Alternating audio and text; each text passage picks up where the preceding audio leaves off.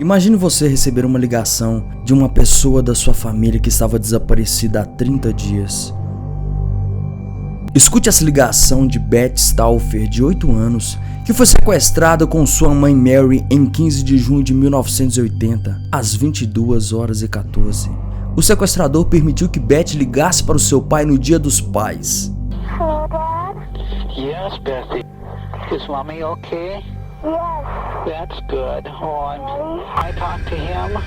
No. Beth Stauffer, sua filha, de 8 anos, foram sequestradas, acorrentadas e abusadas por 53 dias, mas elas escaparam e Ming Senchao foi preso no mesmo dia. Durante o julgamento, ele atacou Mary e contratou um assassino para tirar sua vida. O que aconteceu com Mary? E quem era Ming Senchao? Senta e pega seu lanche que eu vou te contar. E aí, aqui é Gabriel Windows. Ativa o sino de notificação para não perder nenhum caso. E simbora para mais um dia sombrio. Ai, que demais. Na pequena cidade de Roseville, Minnesota, vivia uma ex-professora Mary com seu marido Eve e seus 2 filhos, Steve e a doce pequena Beth. Eles eram missionários batistas e estavam planejando passar alguns anos fora em uma missão. A família estava em processo de mudança para as Filipinas. Estavam felizes e ansiosos para a nova vida que teriam, um recomeço para a família. Dia 16 de maio de 1980, Mary leva Beth para o último dia na escola, antes delas se mudarem.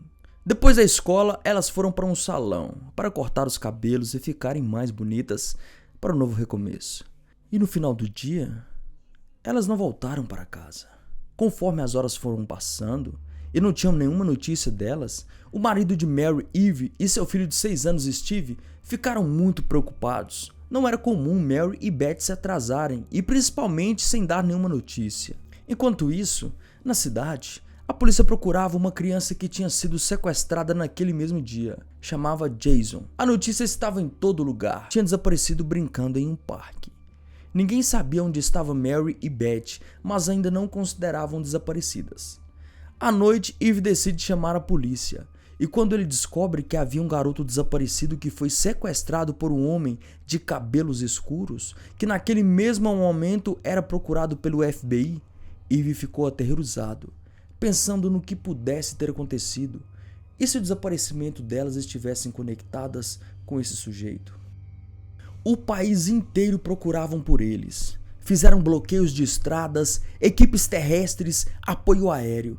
Eles encontraram o carro de Mary deixado em uma vala, mas não havia nenhum sinal das crianças desaparecidas ou de Mary. O tempo foi passando e Eve temia que nunca mais voltasse a ver sua mulher e sua filha. Não com vida, pelo menos. Imagina o terror que esse homem viveu. As pessoas que ele mais amavam desaparecidas e encontraram um carro em uma vala. Ele estava perdendo as esperanças. Dia 15 de junho de 1980, no Dia dos Pais, Eve estava na sua casa com seu filho, Steve. Sem nenhuma notícia de Mary ou de Beth. Já tinha passado 30 dias desde o desaparecimento delas e o telefone toca. Hello, Irv speaking. Hello, Dad? Yes, Bessie. Are you okay? Yeah. Is Mommy okay? Yes. That's good. Oh, Daddy? yes. Happy Father's Day. Oh, thank you so much, sweetie. We're fine, Dad. Oh, I'm so glad. We can't talk anymore. When can you come home? I don't know. Can I talk? Talk to me, okay, Dad? Can I talk to him? No. Okay, you call again. See you soon. Okay. Bye. Bye, sweetie. Esta ligação misteriosa esconde uma verdade muito sinistra e sombria do que tinha acontecido com sua filha e sua esposa. Vamos voltar ao dia 16 de maio, onde tudo aconteceu. Mary e Beth estavam saindo do salão de beleza e quando estavam passando pelo estacionamento, caminhando, viram um homem caminhando em sua direção.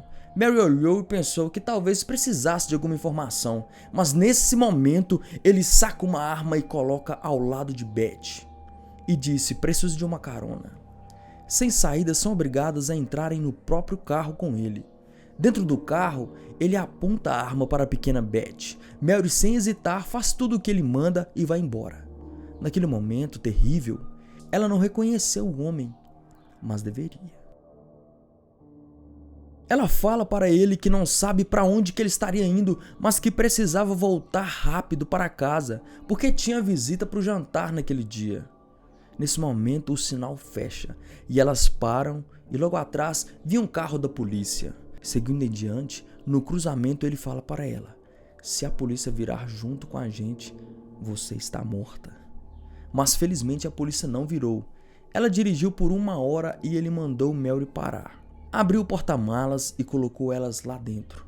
Com o carro em movimento, elas presas começam a orar. Começam a pedir a Deus para tirar elas dali com vida. Então, com o barulho de sua oração, ele para o carro e vai verificar. E falam para elas pararem de orar, que estava incomodando. Provavelmente ele temia que alguém de fora escutasse sua oração.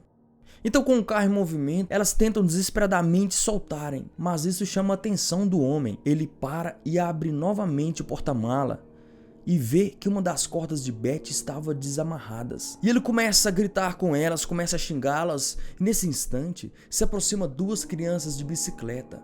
Eles vinham de um parque que ficava próximo dali, e um deles estava em frente ao carro e o outro vai até a outra parte de trás do carro, e ao ver o porta-malas aberto, vê a mulher e a criança. Ele se assusta e Mary escuta um choro. Era Jason Wilkman, de 6 anos. Que estava apenas curioso, mas estava no lugar errado na hora errada. E antes que alguém mais visse alguma coisa, foi colocado dentro do porta-malas junto com Mary e sua filha Beth. O seu amigo fugiu antes de ser notado pelo homem. Depois de um tempo dirigindo, o carro para. O homem então abre o porta-malas e leva Jason. Elas não ouviam mais nada, somente o frio e agoniante silêncio. Sem ter ideia do que poderia estar acontecendo, ela pensou: ele vai nos deixar aqui para morrer devagar. Mas algum tempo depois, o homem volta, mas sem o Jason. Ele tira elas do carro e coloca elas em uma van. Mary pergunta: o que você fez com o menino? Ele responde: deixei em um lugar onde poderia ser encontrado. Estaria ele falando a verdade? Daqui a pouco você terá notícias de Jason. Mas Mary não acredita em nada do que ele diz e teme por sua vida e de sua filha. Ele as leva para uma casa e obriga a entrar em um closet, que se transformou em sua prisão. Ali elas ficam trancadas na absoluta escuridão.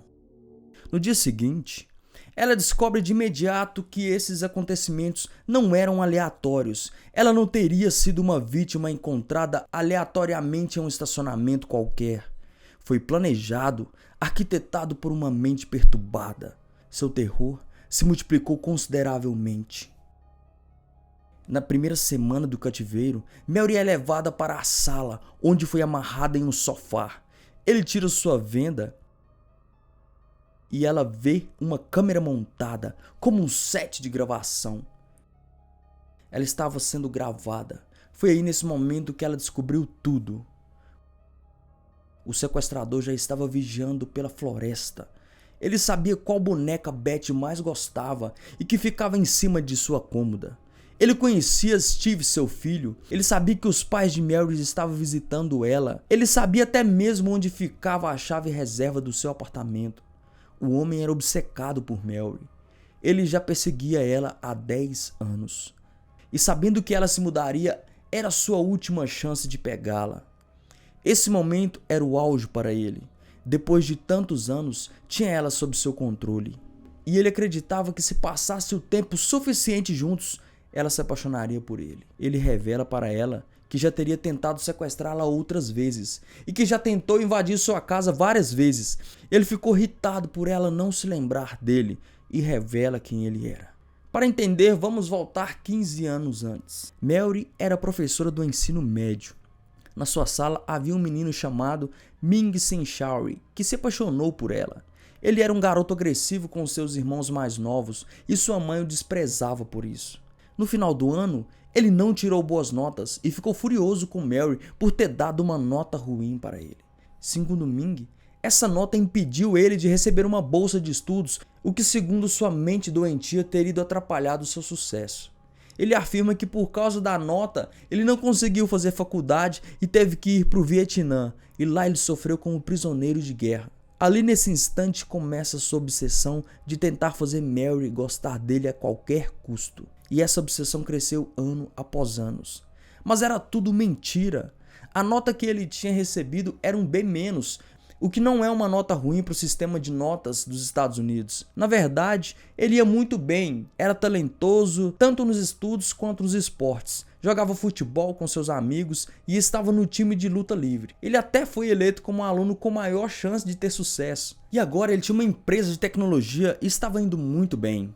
Na verdade, ele fantasiava com várias atrizes famosas e via fantasiando ter um relacionamento com Mary desde essa época. Voltando no presente, lá na casa, enquanto filmava Mary, ele tentava seduzi-la para fazer ela se apaixonar por ele. Não conseguindo o que queria, ele abusou de Mary pela primeira vez.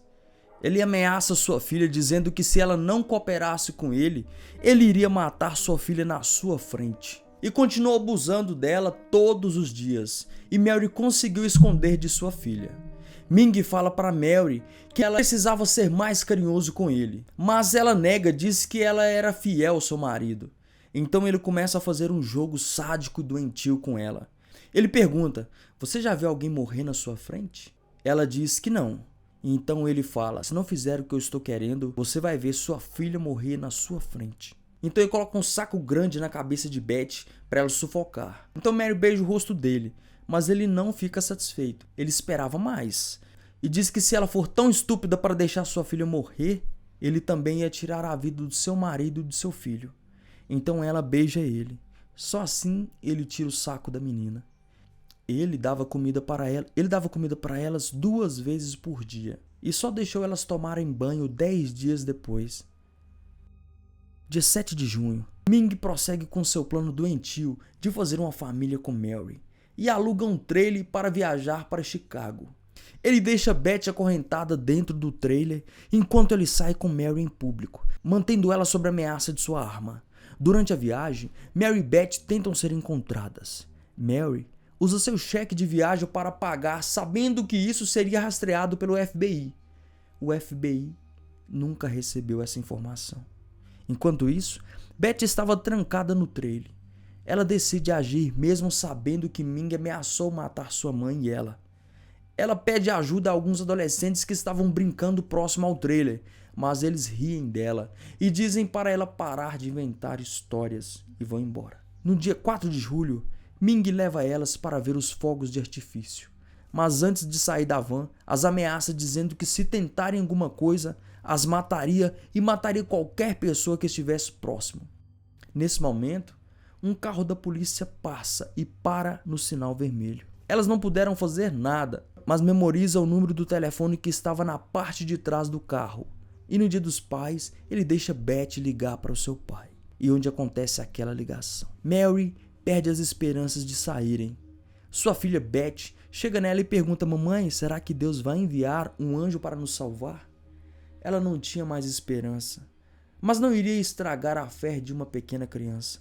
Então ela diz: "Sim, ele pode fazer isso, mas ele pode escolher caminhos diferentes." Seu tempo estava acabando. Mary sabia que tinha que fazer algo. No dia 7 de julho, enquanto Ming estava fora, Mary e Beth estavam acorrentadas na porta do armário. Mary olha para as dobradiças da porta e pensa: "Tenho uma ideia, mas preciso ser rápida, porque Ming pode voltar a qualquer momento."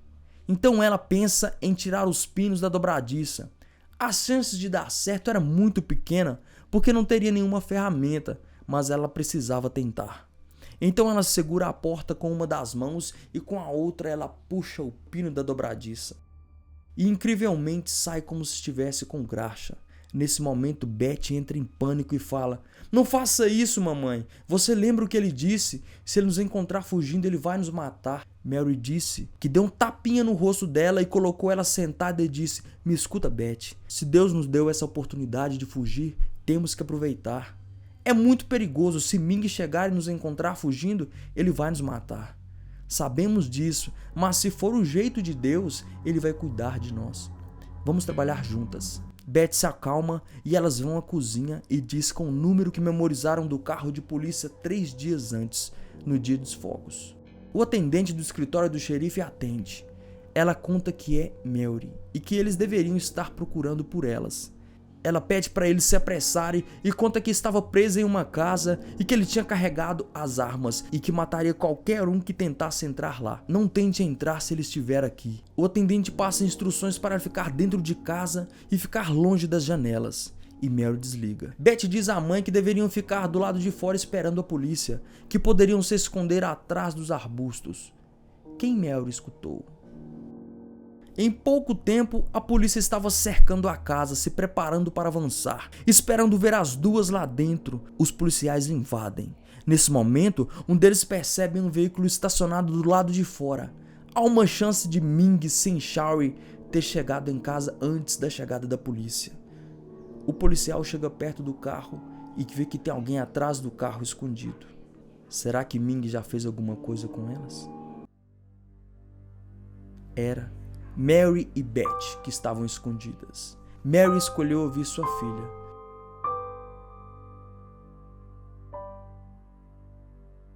E naquele mesmo dia prenderam Ming. Ao levar Mary e Beth para a delegacia, eles perguntaram se o menino Jason ainda estava dentro da casa. Isso confirma o que Mary temia. Jason não estava mais vivo.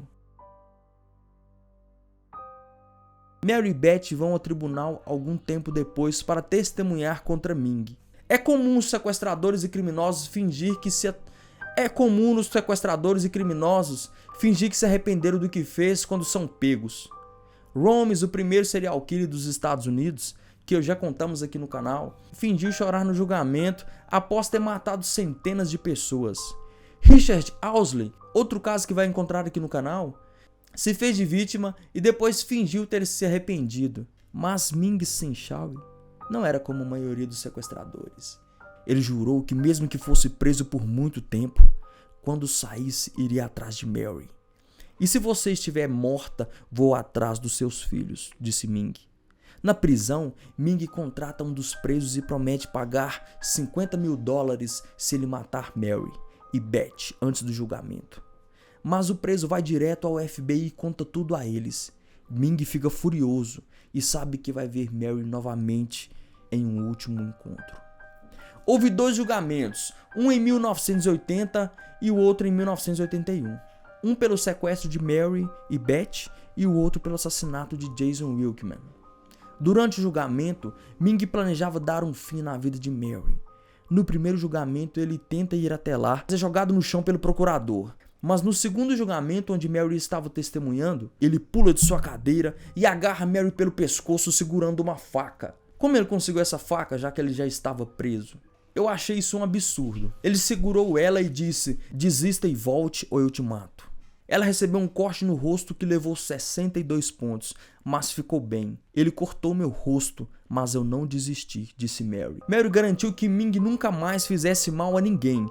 Ele foi julgado e condenado à prisão, mas depois de 30 anos preso, ele ficou elegível para a liberdade condicional. Os seus advogados estão sempre tentando libertá-lo, e Mary e a Beth estão sempre indo ao tribunal tentando impedir que ele seja solto. Mary seguiu em frente. Viveu um dia de cada vez e ajudou sua filha a ter a vida que merecia. Beth cresceu e se casou e teve filhos. E Mary foi para Filipinas com sua família. Recentemente ela se tornou bisavó. Ela deixou uma mensagem para quem passou por algo trágico. Não importa o que tenha acontecido, não importa o que alguém tenha feito com você, isso não te define. Existe cura, existe amor. Você pode deixar as mágoas para trás e seguir em frente.